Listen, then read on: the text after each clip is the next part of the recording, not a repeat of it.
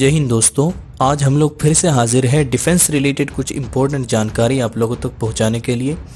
Video शुरू करने से पहले आप लोगों से एक ही गुजारिश है कि अगर आप लोग हमारे इस चैनल पर नए हैं तो वीडियो को लाइक और चैनल को सब्सक्राइब करना मत भूलना, क्योंकि इसी चैनल पर आप लोगों को दुनिया भर के डिफेंस और फॉरेन पॉलिसी रिलेटेड अपडेट्स मिलती रहेगी। तो चलिए शुरू करते हैं।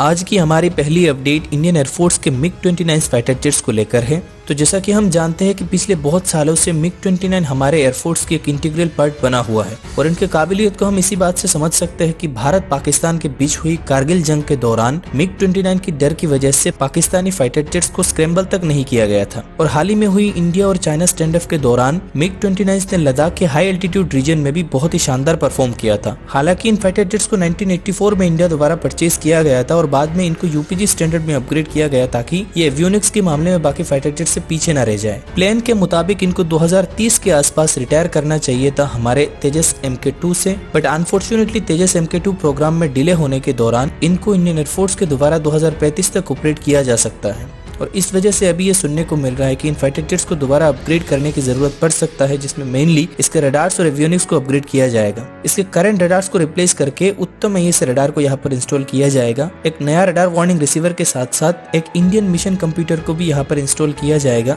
जिस वजह से जो इंडियन ओरिजिन मिसाइल है जैसे की अस्त्रा मार्क 1, अस्त्रा मार्क 2 या फिर ब्रह्मोस NG जैसे मिसाइल्स, इनको आसानी से इसमें लगाया जा सकता है। और अगर इन अपग्रेड्स को सही टाइम पर कर लिया जाता है तो ये फाइटर जेट्स आसानी से 2035 तक इंडियन एयरफोर्स को अपना सर्विस दे पाएगा।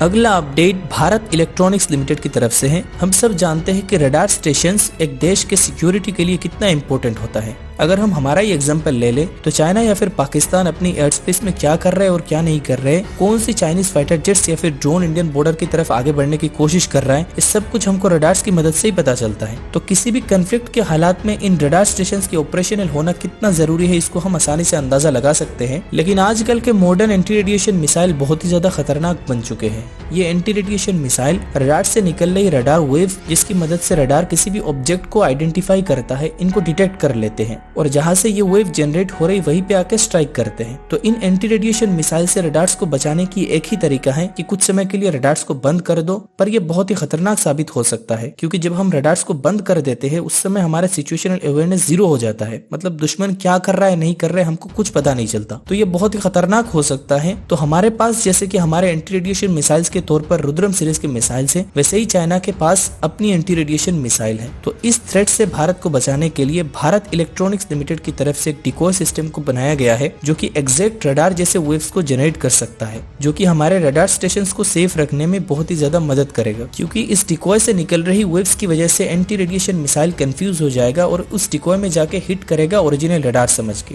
तो ये सिस्टम किसी भी युद्ध जैसे हालात में हमको बहुत ही ज्यादा मदद करेगा। बाकी अगर आप लोगों को इस बारे में कुछ कहना है आप हमें नीचे कमेंट बॉक्स में बता सकते हैं। मिलेंगे नेक्स्ट वीडियो में किसी न्यू अपडेट के साथ, तब तक के लिए जय हिंद।